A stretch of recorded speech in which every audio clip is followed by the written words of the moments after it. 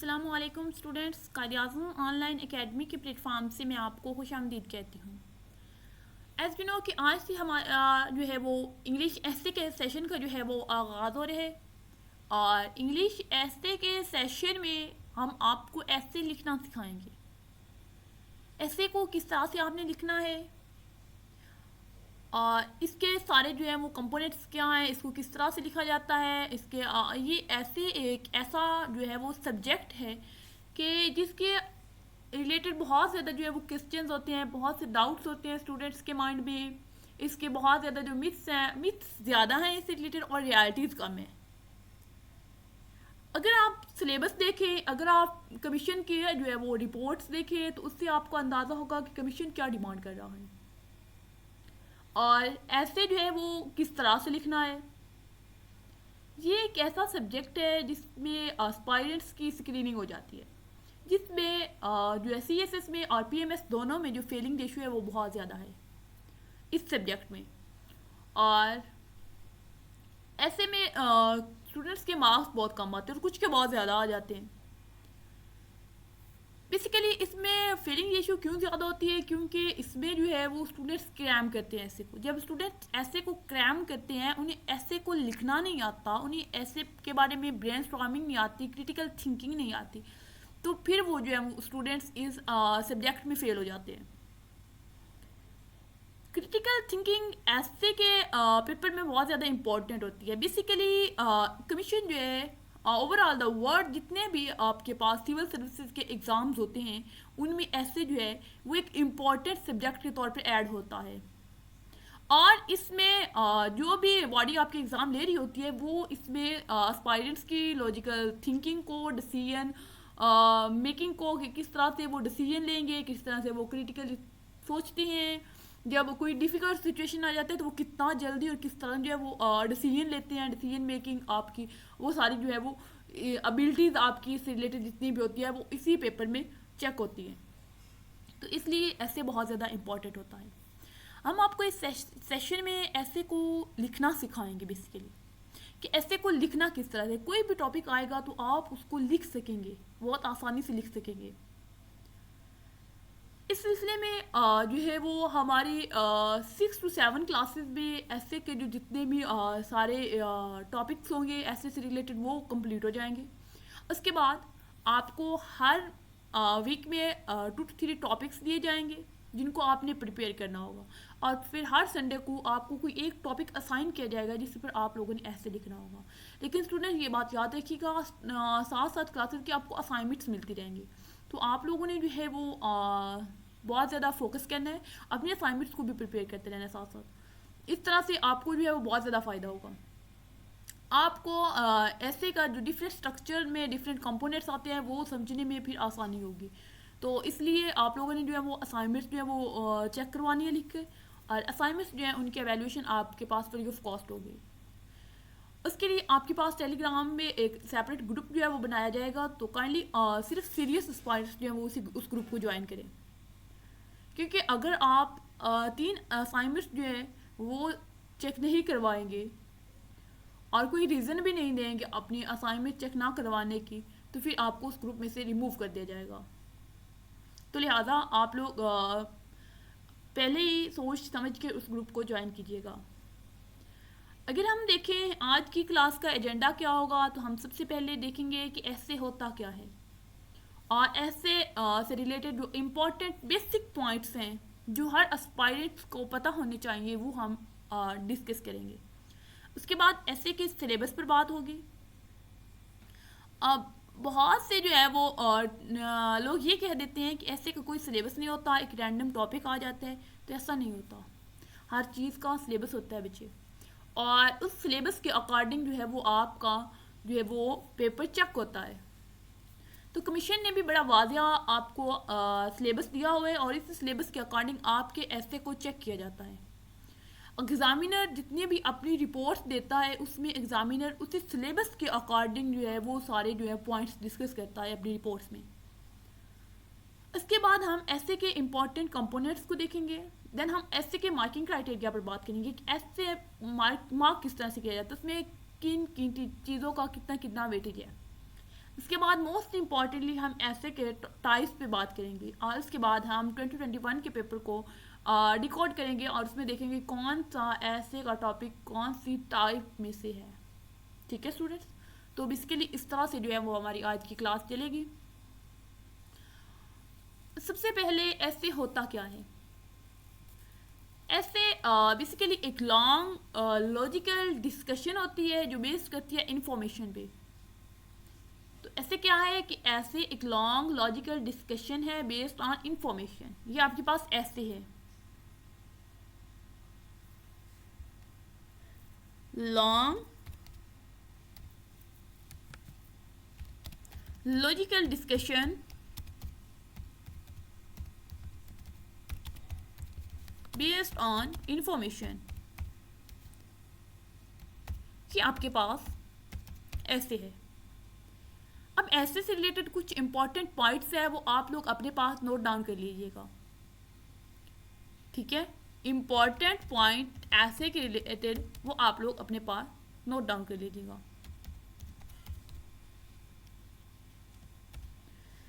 अच्छा, सबसे पहले इसमें जो मोस्ट इम्पॉर्टेंट है वो ये है कि आपने अपने ऐसे को हमेशा in the form of paragraph लिखना है। ठीक है स्टूडेंट्स, आपने अपने ऐसे को हमेशा पैराग्राफ की फॉर्म में लिखना है। आपने अपने ऐसे में कोई टेबल नहीं बनाना, no table, no map, no graph. ठीक है,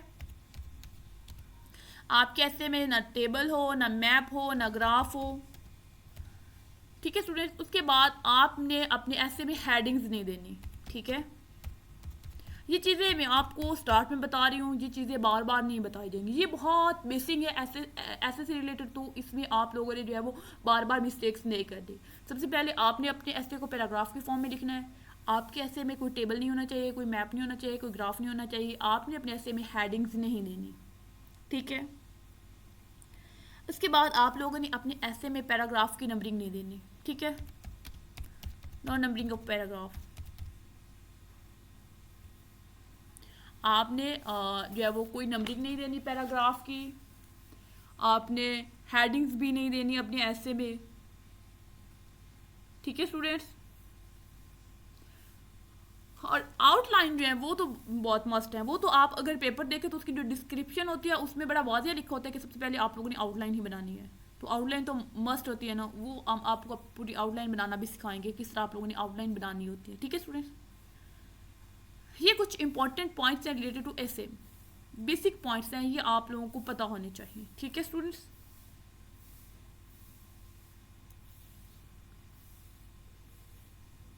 और एक बात याद रखिएगा स्टूडेंट्स कि आपका जो ऐसे है वो हमेशा बेस करता है, हमेशा उसमें जितनी भी इन्फो होती है, कि वो पास्ट की होती है या फ्यूचर प्रेजेंट की होती है या फ्यूचर सिनेरियो की होती है। तो आपने अपने ऐसे के लिए जो है वो पास्ट जो है वो फैक्ट फिगर जो है वो यूज़ नहीं करनी। ठीक है, अब हम देखिए अगर सिलेबस ऐसे का, तो ऐसे का सिलेबस कुछ इस तरह से है। आपको कोई एक टॉपिक पर जो है वो ऐसे लिखना है, तो इसमें सिलेबस में कमीशन क्या रिक्वायर करता है आपसे कि candidates are expected to reflect comprehensive and research based knowledge. Comprehensive और रिसर्च बेस्ड नॉलेज का क्या मतलब है कि आप अपने ऐसे में जब फैक्ट फिगर्स ऐड कर रहे हैं, जब अपना एनालिसिस ओपिनियन ऐड कर रहे हैं, तो वो आपका रिसर्च बेस्ड होना चाहिए। वो ये ना हो कि आपने कोई न्यूज़ सुनी है तो उसमें से किसी टॉक शो में से आपने ले लिया है, किसी सोशल मीडिया पर कोई वीडियो आए तो आपने उसमें से ले लिया है। तो ऐसे आपने रैंडम जो है वो ऐड नहीं करने, आपने प्रॉपर रिसर्च करने के बाद जो है वो कम्प्रीहेंसिव जो है वो आपने डाटा जो है वो अपने ऐसे में पुट करना है। उसके बाद मोस्ट इम्पॉर्टेंट पार्ट है नेक्स्ट कि candidates articulation, expression and technical treatment of the style of English ऐसे राइटिंग विल बी एग्जामाइंड। अच्छा, यहाँ पे सबसे पहले कैंडिडेट्स आर्टिकुलेशन। आर्टिकुलेशन से क्या मुराद है? आर्टिकुलेशन बेसिकली आपके आइडियाज़ की फार्मूलेशन होती है और आपके आइडियाज़ की जो मैनर्स ऑफ प्रेजेंटेशन होते हैं उसके साथ डील करता है कि आप अपने जो है वो ऐसे में आइडियाज़ को किस तरह से फार्मूलेट करते हैं, और इसके बाद आप अपने ऐसे में जो प्रेजेंटेशन है आइडियाज़ की वो किस तरह से करते हैं। ये दो चीज़ें आपकी जो है आर्टिकुलेशन में आती हैं, फार्मुलेशन ऑफ आइडियाज़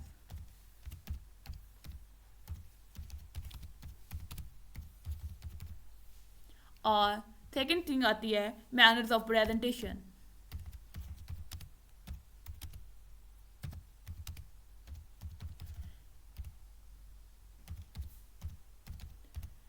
ये दो इम्पॉर्टेंट जो है वो चीज़ें हैं रिगार्डिंग टू आर्टिकुलेशन। नेक्स्ट आता है आपके पास एक्सप्रेशन। एक्सप्रेशन क्या होता है? Expression is related toward English language, कि आप जो लैंग्वेज यूज़ कर रहे हैं वो किस तरह की है और आपकी आइडियाज़ में क्लैरिटी कितनी है। ये दो चीज़ों के साथ डील करता है। आपका एक्सप्रेशन भी दो चीज़ों के साथ डील करता है। वो कौन कौन सी है? वो सबसे पहले आपके पास आपकी यूज़ ऑफ लैंग्वेज है, कि आप जो लैंग्वेज यूज़ कर रहे हैं वो किस तरह की है, वो डिफ़िकल्ट है या वो सिंपल है। आपकी लैंग्वेज जो है वो ग्रामेटिकली करेक्ट होनी चाहिए। तो सबसे पहले यूज़ ऑफ लैंग्वेज, एक्सप्रेशन में सबसे पहले यूज़ ऑफ लैंग्वेज आता है। और दूसरी चीज़ जो है वो आपकी क्लैरिफिकेशन ऑफ आइडियाज़ आती है।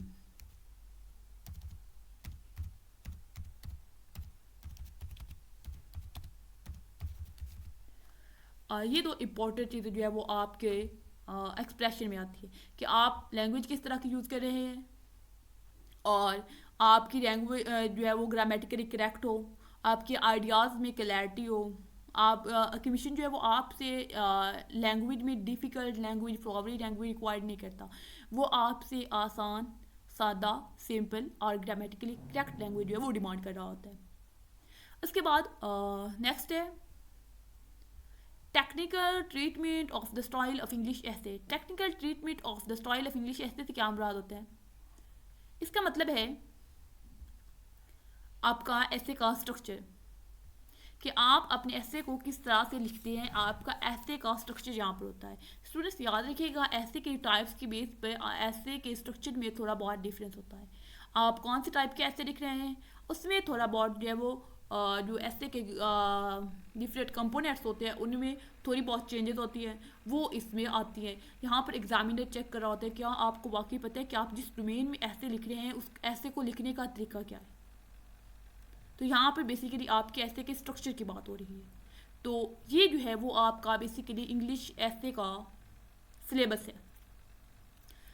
ठीक है, सबसे पहले आप कॉम्प्रिहेंसिव और रिसर्च बेस्ड नॉलेज यूज़ करेंगे। उसके बाद आपकी फार्मुलेशन ऑफ आइडियाज़ और मैनर्स ऑफ प्रेजेंटेशन जो है वो आपके अच्छे होने चाहिए, कॉम्प्रिहेंसिव होने चाहिए। एक्सप्रेशन में आपकी लैंग्वेज आती है और आपके आइडियाज़ की क्लैरिटी आती है। देन आपका स्ट्रक्चर आता है। ये जो मेनली 3-4 चीज़ें हैं ये कमीशन आपसे रिक्वायर्ड कर रहा होता है और आपको इन्हीं 3-4 चीज़ों पर बहुत ज़्यादा मेहनत करनी होती है। स्टूडेंट्स जो है वो यहीं पर लैग कर जाते हैं। और जब जितनी भी रिपोर्ट्स ने जो है वो एग्जामिनर ने इशू की है उसमें एग्जामिनर ने इन्हीं पॉइंट्स के रिलेटेड जो है वो सारी डिस्कशन की है। तो कुछ रिपोर्ट्स हम आपके साथ ग्रुप में शेयर भी कर देंगे, तो आप लोग उन्हें देख लीजिएगा। फिर आपको अंदाज़ा होगा कि क्या किस तरह का जो है वो सिलेबस में और रिपोर्ट्स में कितनी सिमिलैरिटी आपको मिलेगी। और स्टूडेंट्स जो होते हैं वो इस सिलेबस को ही नहीं देखते कि ऐसे का सिलेबस है क्या। वो बेसिकली भागते हैं कि ऐसे को किस तरह से करें, ऐसे को किस तरह से करें, ऐसे को किस तरह से पास करेंगे। कोई जो है वो हमें आसान से नुस्खा मिल जाए जिससे हमें पता चल जाए कि ऐसे को इस तरह से जो है पास किया जा सकता है। वो जो टॉपर्स होते हैं उनके ऐसे को रटना शुरू कर देते, तो ऐसे ऐसे जो है वो पास नहीं होता। आपको बेसिक ऐसे की बेसिक्स को अंडरस्टैंड करना होगा, ऐसे के सिलेबस को अंडरस्टैंड करना होगा, उसके बाद जो है वो आप बाकी जो मटेरियल के पीछे जाएं।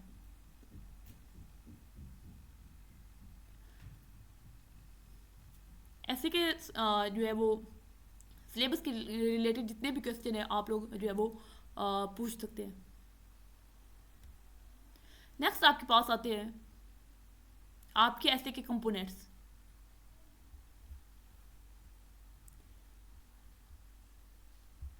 आपके ऐसे में मेनली जो है वो 4 कंपोनेंट्स होते हैं। सबसे पहले आपके ऐसे की आउटलाइंस आती हैं। आउटलाइन सबसे पहले आपने ऐसे की देनी है, उसके बाद आपने ऐसे का इंट्रोडक्शन लिखना है। उसके बाद आपकी ऐसे की बॉडी आती है जिसमें आपने डिफरेंट बॉडी पैराग्राफ लिखने होते हैं। देन आपकी ऐसे की कंक्लूजन आती है। इस तरह से जो है वो आपने अपने ऐसे को लिखना होता है। ये सीक्वेंस होता है, ये कंपोनेंट्स होती है आपके ऐसे के। थीसिस स्टेटमेंट कहाँ आएगी, थीसिस स्टेटमेंट को किस तरह से लिखना है, कहाँ कहाँ पर लिखना है, वो सारी चीज़ें जो है वो जब हम थीसिस स्टेटमेंट को पढ़ेंगे तो वहाँ पर आपको सारी चीज़ें बता दी जाएगी।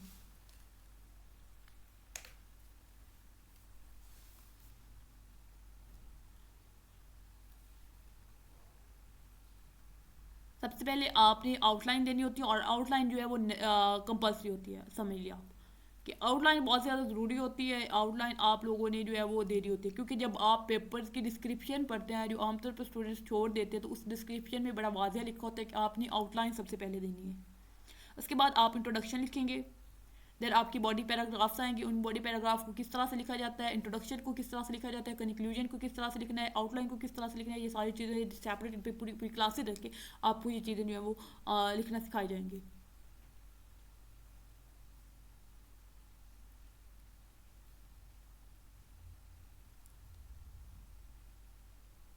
ठीक है स्टूडेंट्स, यहाँ तक कोई कन्फ्यूजन है तो आप लोग पूछिए। देन हम मार्किंग क्राइटेरिया पर जाएंगे।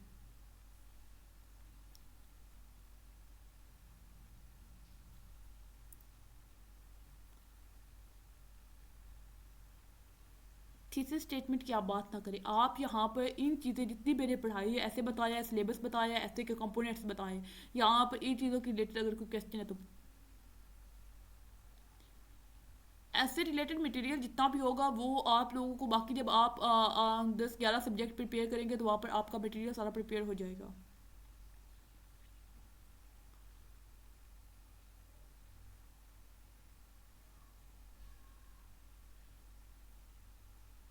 यूट्यूब पर जितने भी जो है वो एस्पायरेंट्स देख रहे हैं, वो अपने जो है वो क्वेश्चन जो है वो डाल दे तो उनको आंसर किया जाएगा।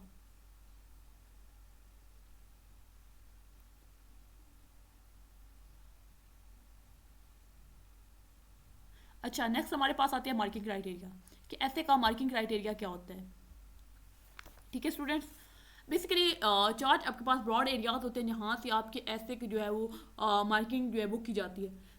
इसमें आपके पास उन चार ब्रॉड एरियाज में सबसे पहला जो है वो आपके पास आपके ऐसे का कंटेंट आता है, कि आप अपने ऐसे में किस तरह का कंटेंट यूज़ करते हैं। तो कंटेंट के आपके पास 40% जो है वो मार्क्स होते हैं। उसके बाद आपकी लैंग्वेज आती है।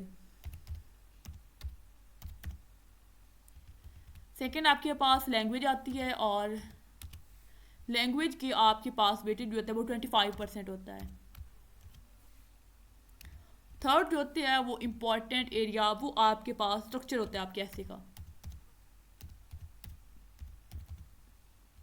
और स्ट्रक्चर का वेटेज जो होता है वो 20% होता है। और लास्ट जो फोर्थ होता है वो आपके पास आपके ऐसे की कोहेरेंस होती है, कि आपके ऐसे में कितनी कोहेरेंस है, इसके आपके पास 15% वेटेज होता है। तो ये चार ब्रॉड एरियाज है जहाँ से आपके ऐसे को मार्क किया जाता है। आपको इन पर फोकस करने की ज़रूरत है।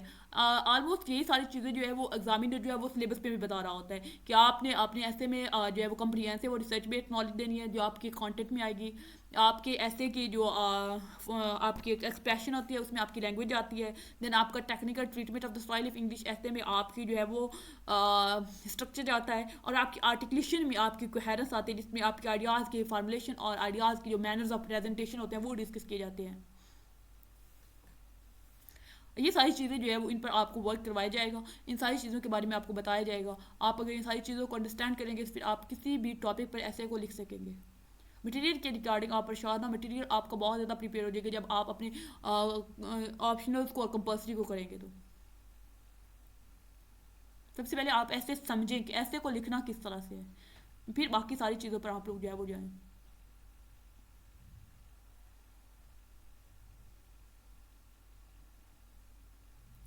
लैंग्वेज कोई डिफ़िकल्ट लैंग्वेज ना हो, आपकी आसान सिंपल ग्रामेटिकली करेक्ट लैंग्वेज हो। आपकी जो इंग्लिश है उसमें लैंग्वेज है उसमें ग्रामेटिकल फ्लॉज ना हो, ग्रामेटिकली करेक्ट हो। बहुत डिफिकल्ट वर्ड ना आप यूज़ करें, आप बेशक सिंपल वर्ड यूज़ करें, लेकिन थोड़ी आपकी वोकैबुलरी अच्छी होनी चाहिए।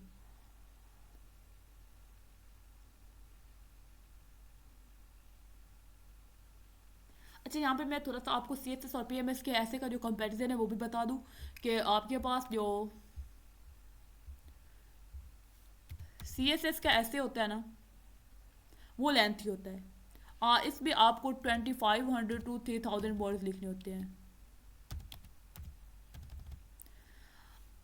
एज कम्पेयर टू दिस आपके पास जो PMS का ऐसे होता है वो शॉर्ट होता है। और यहाँ पर पर्टिकुलरली मैं PMS पंजाब के हवाले से बात कर रही हूँ, और इसमें आपको ऑलमोस्ट 1500 वर्ड्स जो हैं वो लिखने होते हैं। इसके अलावा आपके पास जो CSS का ऐसे होता है,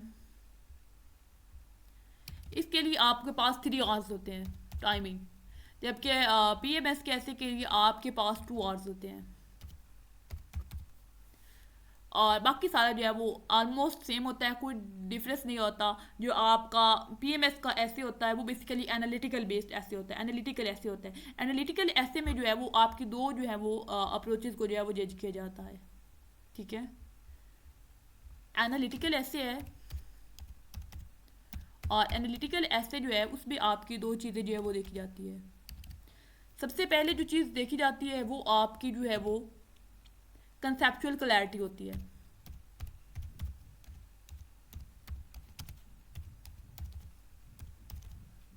और जो दूसरी चीज़ होती है वो आपके पास लॉजिकल रीजनिंग होती है।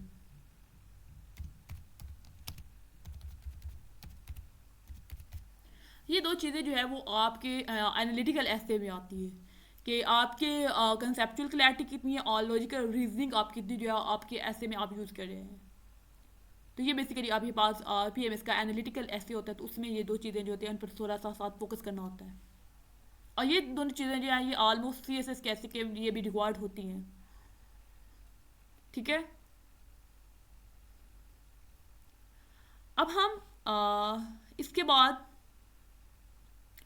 ऐसे की टाइप्स पर जा रहे हैं। यहाँ तक जो है वो आप लोगों की कोई कन्फ्यूजन तो आप लोग पूछ सकते हैं। ऐसे जो है वो इसमें जो ग्रामर के लिए आप कोई भी अच्छी बुक यूज़ कर सकते हैं। रेमंड मर्फी की यूज़ कर लें या रैन मार्टिन यूज़ कर लें, कोई भी कर सकते हैं। रेमंड मर्फी की ज़्यादा अच्छी है। ऐसे कि ऑलमोस्ट उन्हीं सारी डोमेन्स में से आ रहे होते हैं। आपके पास इन्वायरमेंटल इश्यूज में आ सकते हैं, क्लाइमेट चेंज पे आपके पास जो है वो इसी में इन्वायरमेंटल इश्यूज में आपके पास ग्लोबल वार्मिंग आ जाती है। उसके बाद आपके इंस्टीट्यूशन क्राइसिस आ जाते हैं, आपकी गवर्नेंस क्राइसिस आ जाते हैं, आप इस्लामोफोबिया आ जाता है, वुमेन एम्पावरमेंट आ जाती है। उसके बाद आपके पास जो है वो सोशल इकनॉमिक इश्यूज आ जाते हैं, लॉ एंड ऑर्डर से रिलेटेड जैसे करप्शन है। और उसके बाद जो है वो सेफ्टी और पीस ऑफ नेशन के तरह के टॉपिक आपके पास आ जाते हैं।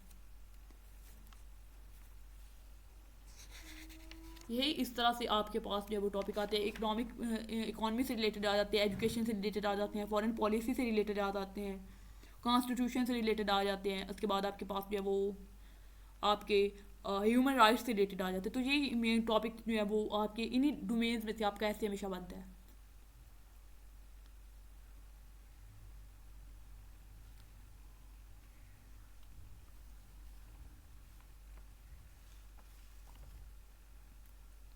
अच्छा, अब हम देखने लगे हैं आपके पास ऐसे की टाइप्स को। तो ये मैं जो है वो रिमूव करने लगे, तो आप लोग नोट डाउन कर लीजिएगा अपने पास।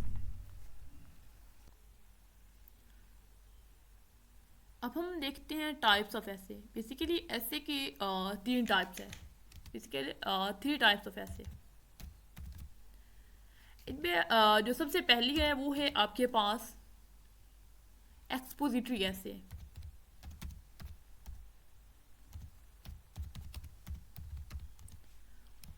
जो आपके पास सेकंड है वो आपके पास आर्गुमेंटेटिव ऐसे है।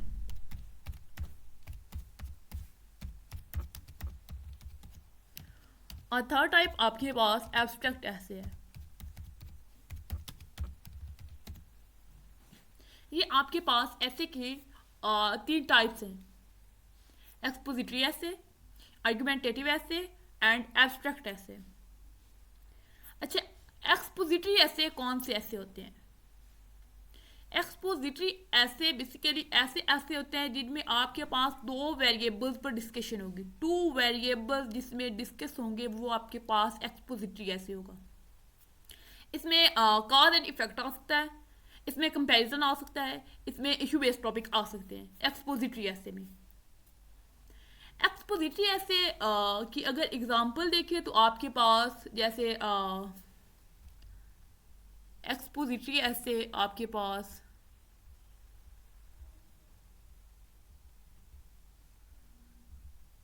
और रेड से मैं एक्सपोजिटरी ऐसे की एग्जांपल लिखने लगी हूँ। जैसे आपके पास pros and cons of globalisation, ये आपके पास एक एक्सपोजिटरी ऐसे है। ये सीएसएस के पेपर में से आया हुआ था, pros and cons of globalisation. अच्छा, एक और टॉपिक है global power dynamics and Pakistan foreign policy.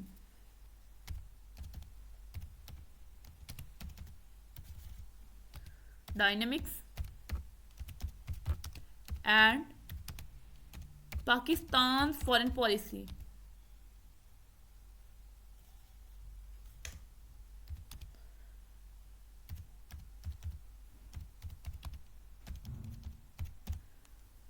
इसी तरह अगर ये सीएसएस के ऐसे के टॉपिक्स है, अगर जो है वो ये एग्जांपल के तौर पे बता रही हूँ आपको। अगर हम देखें पीएमएस में, तो पीएमएस में 2019 के पेपर में एक स्टेटमेंट आई थी, geostrategic location of Pakistan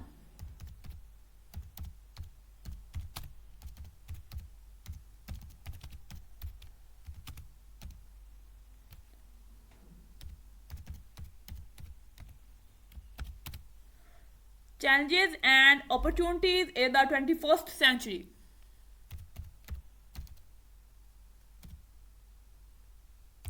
Challenges and opportunities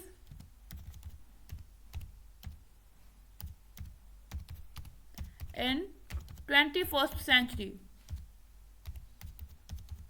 ये आपके पास एक एक्सपोजिटरी टॉपिक था। तो ये आपके पास कुछ एक्सपोजिटरी टॉपिक्स की मिसालें हैं।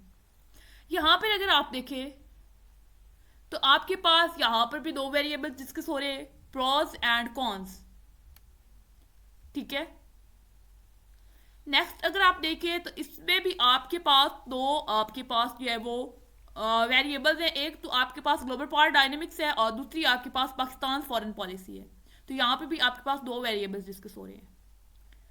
नेक्स्ट अगर आप देखें तो इसमें आपके पास जियो स्ट्रैटेजिक लोकेशन ऑफ पाकिस्तान की चैलेंजेस हैं और इसकी अपॉर्चुनिटीज़ क्या हैं, वो भी 21st सेंचुरी में। तो आपने इसको मद्देनजर रख के इसकी चैलेंजेस और अपॉर्चुनिटीज लिखने हैं इस टॉपिक में। तो यहाँ पर भी दो वेरिएबल डिस्कस हो रहे हैं, चैलेंजेस और अपॉर्चुनिटीज। तो ये आपके पास एक्सपोजिटरी ऐसे की मिसालें हैं।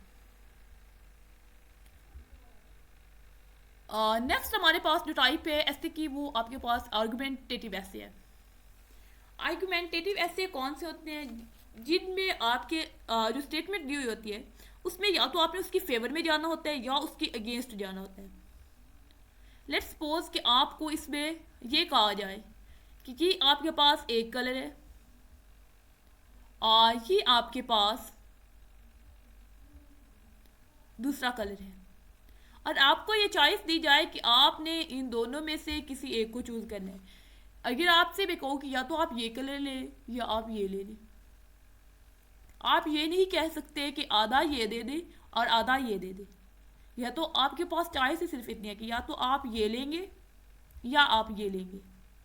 तो इसी तरह सेम आपके पास आर्गुमेंटेटिव ऐसे में भी होता है कि आपने या तो उस टॉपिक की फेवर में जाना है या आपने उसके अगेंस्ट जाना है। आप कभी भी ऐसे नहीं कह सकते कि कुछ पॉइंट्स आप उसकी फेवर में दे दें और कुछ पॉइंट जो है उस टॉपिक के अगेंस्ट दे दें। अगर आप उसके फेवर में जा रहे हैं तो आपके सारे आर्ग्यूमेंट जो है वो फेवर में होने चाहिए। अगर आप उसके अगेंस्ट जा रहे हैं तो सारे जो पॉइंट्स हैं वो आपको उसके अगेंस्ट होने चाहिए। तो ये आपका आर्गुमेंटेटिव ऐसे होता है। जब एग्जाम्पल से समझाऊंगी तो फिर आपको ज़्यादा समझ आ जाएगी।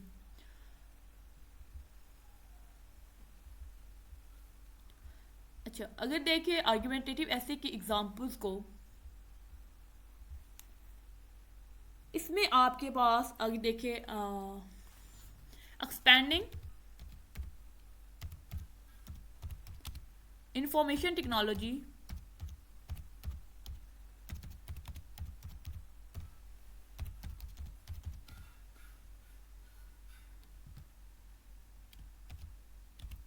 a blessing or curse।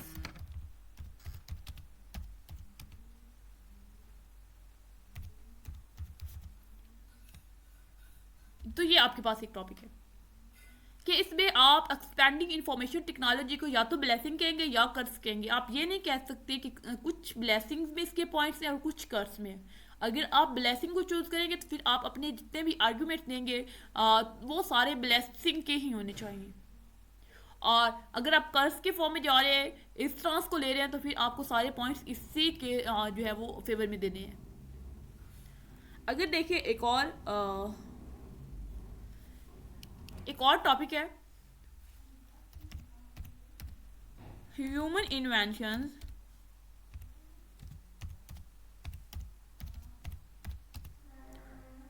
Move the societies backward.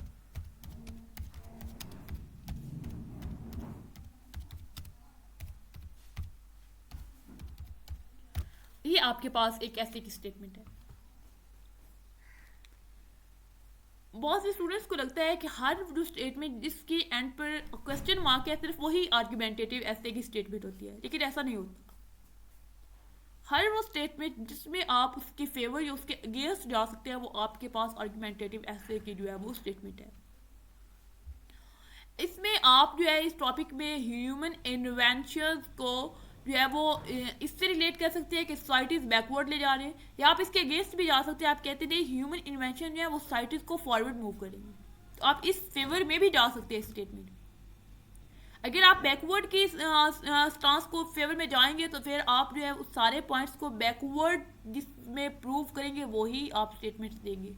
लेकिन अगर आप फॉरवर्ड में जाएंगे तो फिर आप बैकवर्ड की एग्जांपल नहीं देंगे, फिर आप सारे जितने भी पॉइंट्स होंगे आपके वो फॉरवर्ड में ही जाएंगे। ये भी आपके पास आर्गुमेंटेटिव ऐसे की जो है वो स्टेटमेंट है। अगर आर्गुमेंटेटिव ऐसे भी पीएमएस से रिलेटेड बात करें तो पीएमएस के जो है वो आपके पास और 2019 के पेपर में एक स्टेटमेंट थी, the higher education should be given only to those of course on merit who are intellectually superior. ये जो स्टेटमेंट थी ये आर्गुमेंटेटिव ऐसे एक स्टेटमेंट थी। इसके अलावा एक और स्टेटमेंट थी, बहुत से स्टूडेंट्स उसे एक्सपोजिटरी लेते हैं लेकिन वो आपके पास आर्गुमेंटेटिव थी। वो कौन सी स्टेटमेंट थी?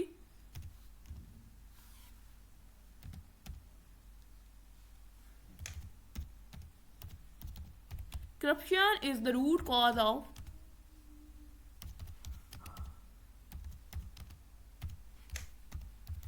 corruption is the root cause of all social ills। ये एक स्टेटमेंट थी 2019 के पीएमएस के पंजाब के पेपर में। तो यहाँ पे आप इसको इस फेवर में भी लिख सकते हैं कि करप्शन जो है वो वाकई ही रूट कॉज है सारे सोशल इल्स की, लेकिन आप इसके अगेंस्ट भी जा सकते हैं। आप कह सकते हैं कि नहीं करप्शन नहीं, कुछ और फैक्टर्स है लाइक गवर्नेंस है, तो वो भी जो है वो सोशल इल्स के जो है वो रूट कॉज है, करप्शन नहीं है सारे के। आप इस ट्रांस में भी जा सकते हैं। तो ये आपके पास एक आर्गुमेंटेटिव ऐसे की जो है वो स्टेटमेंट थी। उसके बाद अगर बात करें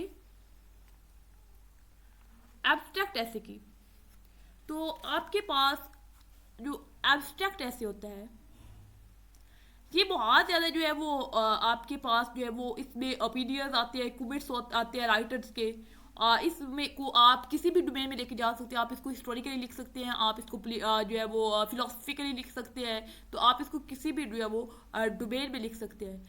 इसमें एक प्रॉब्लम ये होता है कि अगर स्टूडेंट जो है वो एब्स्ट्रैक्ट ऐसे को लिखते हैं तो अगर जो है वो स्टूडेंट के व्यूज़ जो हैं, स्टूडेंट उस स्टेटमेंट को किस तरह से देख रहा है, अगर उसके जो व्यूज़ हैं उसके आइडियाज़ हैं वो एग्जामिनर से बैच कर आते हैं तो फिर उसको बहुत अच्छे मार्क्स मिलते हैं।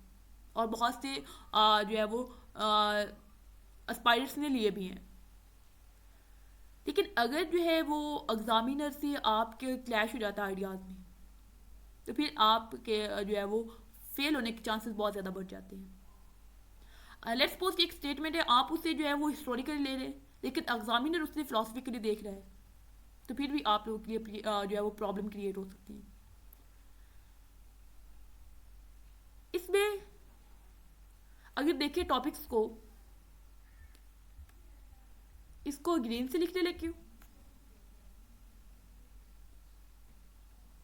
आर्ट फॉर पीस, ये आपके पास आर्गुमेंटेटिव ऐसे की स्टेटमेंट है। एक और स्टेटमेंट है, I fall upon the thorns of life, I bleed. और एक और इम्पोर्टेंस जो है वो एब्स्ट्रैक्ट ऐसे की ये है कि अब जो है वो बहुत ज़्यादा जो है वो स्टेटमेंट्स जो है वो एब्स्ट्रैक्ट ऐसे की ही आ रही है पेपर पे। जैसे रिसेंटली जो है वो PMS KP के पेपर आया है, तो उसमें जो है वो ऑलमोस्ट मेजॉरिटी में जितनी भी स्टेटमेंट्स थी वो आपके पास एब्स्ट्रैक्ट ऐसे की थी।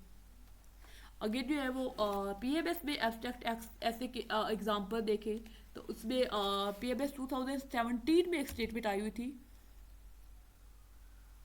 वो थी brevity is the soul of विट।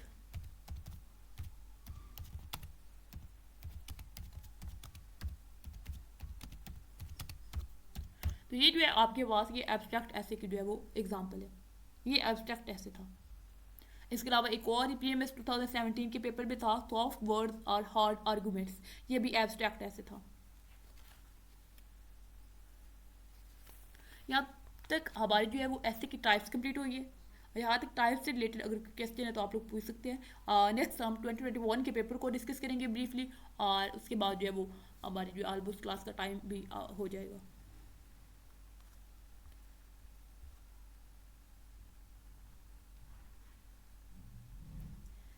सबसे पहले हमने डिस्कस किया एक्सपोजिटरी ऐसे को, देन आर्गुमेंटेटिव ऐसे को, देन एब्स्ट्रैक्ट ऐसे को। एक्सपोजिटरी ऐसे जो होता है, इसमें आपके पास जो डिस्कशन होती है वो मेनली 2 वेरिएबल्स पर होती है। ये कोई इशू बेस्ड भी हो सकता है, इसमें कंपैरिजन भी हो सकता है, एक्सपोजिटरी ऐसे भी। इसके बाद हमने डिस्कस किया आर्गुमेंटेटिव ऐसे को। आर्गुमेंटेटिव ऐसे में आप हर वो स्टेटमेंट जिसकी आप फेवर या अगेंस्ट में जा सकते हैं वो आपके पास आर्गुमेंटेटिव ऐसे की स्टेटमेंट है।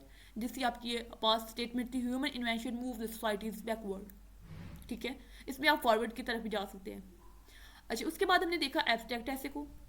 एब्स्ट्रैक्ट ऐसे जो होता है वो एक जो है वो लिटरेरी टाइप टॉपिक होता है, जिसको आप डिफरेंट डोमेन्स में लिख सकते हैं। लेकिन ये नहीं है यहाँ पे एब्स्ट्रैक्ट ऐसे के वाली चीज़ याद रखिएगा, अगर आप इसको हिस्टोरिकली लिख रहे हैं तो फिर सारे ऐसे को हिस्टोरिकली लिखेंगे, अगर आप इसे फिलोसफिकली लिख रहे हैं तो फिर सारे ऐसे को फिलोसफिकली लिखेंगे। ये नहीं हो सकता कि आप एक पैराग्राफ जो हिस्टोरिकल लिख दें, एक जो है वो फिलोसफिकल लिख दें, एक जो है वो किसी और डोमेन में लेकर चले जाएं, तो इस तरह से आप जो है वो नहीं लिख सकेंगे इसको। अगर आप हिस्टोरिकल लिख रहे हैं तो फिर आपको सारे ऐसे को जो हिस्टोरिकल लेकर चलना पड़ेगा, अगर आप फिलोसफिकली लिख रहे हैं तो फिर आपको सारे ऐसे को फिलोसफिकली लेकर चलना पड़ेगा।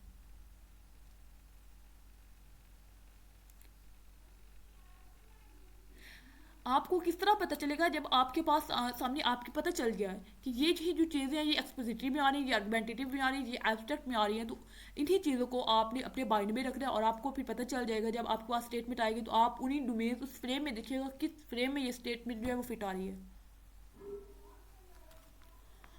जैसे आपको एक जो है वो स्टेटमेंट दे कि do you think that Pakistan is gradually processing to become a globalized and multicultural country।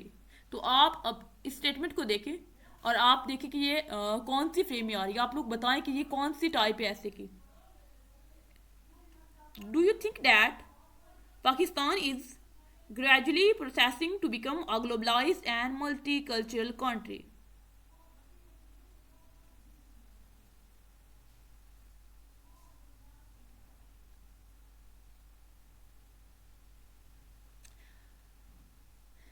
नहीं, ये एक्सपोजिटरी नहीं है, ये एब्स्ट्रैक्ट तो है नहीं, या एक्सपोजिटरी है या आर्गुमेंटेटिव है, कौन सी है? जी, सिर्फ एक जो है वो आर्गुमेंटेटिव का है और ये स्टेटमेंट भी आर्गुमेंटेटिव ही है। आप जो है वो इस ट्रांस को इसी तरह भी लेकर जा सकते हैं कि पाकिस्तान जो है वो ग्रेजुअली जो है वो ग्लोबलाइज्ड और मल्टी कल्चरल कंट्री बन रहा है, लेकिन आप इसके अगेंस्ट भी तो जा सकते हैं, क्योंकि यहाँ पर तो एग्जामिनर ने आपको ऑप्शन दे दिया। अगर एग्जामिनर आपको कहता कि जी पाकिस्तान जो है वो ग्लोबलाइज्ड मल्टी कल्चरल कंट्री बन रहा है, तो फिर आपने उसी में लिखना है, लेकिन यहाँ पर तो एग्जामिनर आपको ऑप्शन दे रहा है, चॉइस दे रहा है कि क्या आपको ऐसा लगता है, तो आप इसे डाई भी कर सकते हैं, इसके अगेंस्ट भी जा सकते हैं। तो जी आपके पास एक आर्गुमेंटेटिव ऐसे था।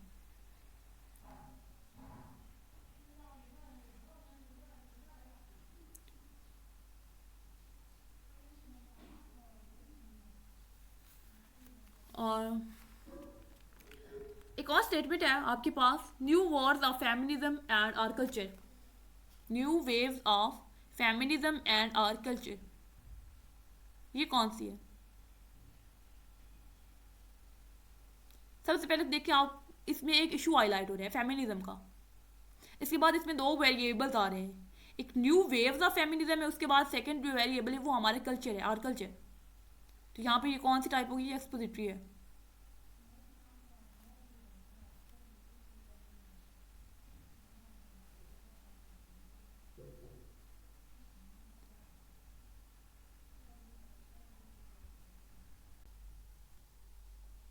ठीक है स्टूडेंट्स, अब हम 2021 के पेपर को देखने लगे हैं। मैं स्टेटमेंट बोलूँगी, आपके पास अगर 2021 का पेपर है तो आप लोग खोल लीजिए, मैं लिखूँगी नहीं वो सारी स्टेटमेंट।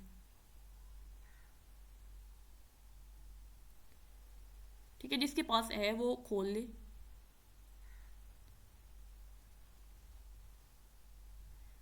ठीक है, आप चैट में शेयर कर दे, सबके पास आ जाएगा। अच्छा जी, सबसे पहले जो स्टेटमेंट है वो है आपके पास, do not waste water even if you were at running stream, do not waste water even if you were at running stream. ये जो स्टेटमेंट है आपके पास, ये कौन से टॉपिक, कौन से टाइप के है?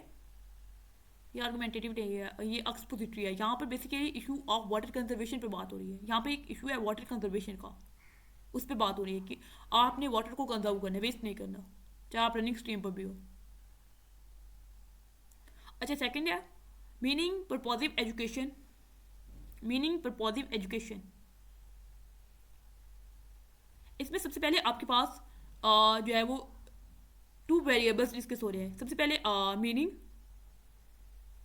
और इसके बाद purpose of education, meaning of education and purpose of education. जो बेसिकली हमारे पास जो है वो मिस है, हमारी जो एजुकेशन है पाकिस्तान में, उसमें ये जो बेसिकली मिसिंग है, ये दो इंपॉर्टेंट थिंग्स है। अच्छा, सेकंड थर्ड स्टेटमेंट है कोविड-19, ये एक्सपोजिटरी है, मीनिंग प्रपोजिव एजुकेशन, टू वेरिएबल्स डिस्कस हो रहे हैं और जो है वो इसमें एक्सपोजिटरी है। थर्ड आपके पास है कोविड-19 a wake up call for Pakistani researchers, कोविड-19 एक वेकअप कॉल है पाकिस्तानी रिसर्चर्स के लिए, ये सिंपल एक्सपोजिटरी टॉपिक है। उसके बाद फोर्थ स्टेटमेंट है human invention move the society backward, ये हमने पहले भी डिस्कस कर लिया है, ये एब्स्ट्रैक्ट है, सॉरी आर्गुमेंटेटिव है। ये एक डिबेटेबल स्टेटमेंट है, हमने पहले भी डिस्कस किया कि इसमें हम फॉरवर्ड की जो है वो दे सकते हैं स्टांस। नेक्स्ट है universal human equality is topic, ये जो है वो रियलिटी में नहीं हो सकता ह्यूमन जो है वो इक्वालिटी को, तो आप ये भी एक आर्गुमेंटेटिव टॉपिक है, आप इसको इसी तरह लिख सकते हैं कि ये यूटोपिया ही है, ये जो आइडियल है यूनिवर्सल ह्यूमन इक्वालिटी है, या फिर आप ये कह सकते हैं नहीं ये रियलिटी में भी हो सकता है। ये जो है डिबेटेबल स्टेटमेंट है, यहाँ पर जो है वो ये आर्गुमेंटेटिव है। उसके बाद नेक्स्ट स्टेटमेंट थी ब्यूरोक्रेसी डॉल्ड्रम्स, इसमें आपके पास ये एक एक्सपोजिटरी है, क्योंकि इसमें जो है वो चैलेंजेस जितने भी हैं, अप्स एंड डाउन जो है वो जो फेस करती है ब्यूरोक्रेसी, उस पर बात हो रही है, तो ये एक्सपोजिटरी स्टेटमेंट है। जेंडर इक्वालिटी का पॉपुलर स्लोगन, जेंडर इक्वालिटी, ये एक इशू हाईलाइट हो रहा है यहाँ पे, ये एक्सपोजिटरी है। Purpose sorry pros and cons of education globalisation, ये भी हमने पहले डिस्कस कर लिया, ये एक्सपोजिटरी है।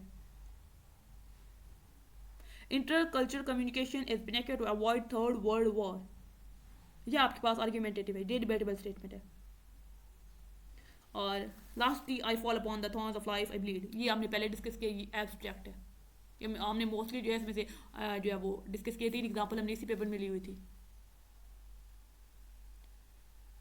अच्छा, आपकी ना आज की असाइनमेंट ये है कि आपने 2020 पेपर है, 2020 का एसए का पेपर है, आपने उसको डिकोड करना है और आपने उसको सेपरेट करना है कौन सी एक्सपोजिटरी स्टेटमेंट्स हैं, कौन सी उसमें आर्गुमेंटेटिव है और कौन सी एब्स्ट्रैक्ट है।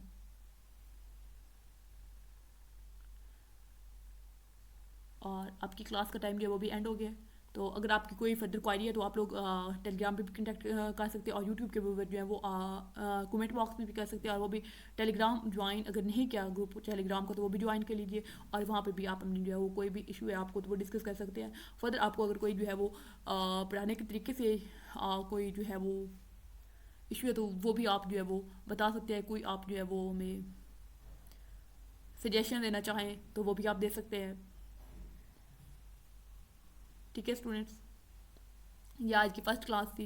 जैसे जैसे हमें आपके जो है वो इश्यूज़ का पता चलेगा तो वो ज़्यादा हम हाईलाइट करेंगे। ठीक है, ठीक है स्टूडेंट्स, नेक्स्ट क्लास तक के लिए अल्लाह हाफिज़।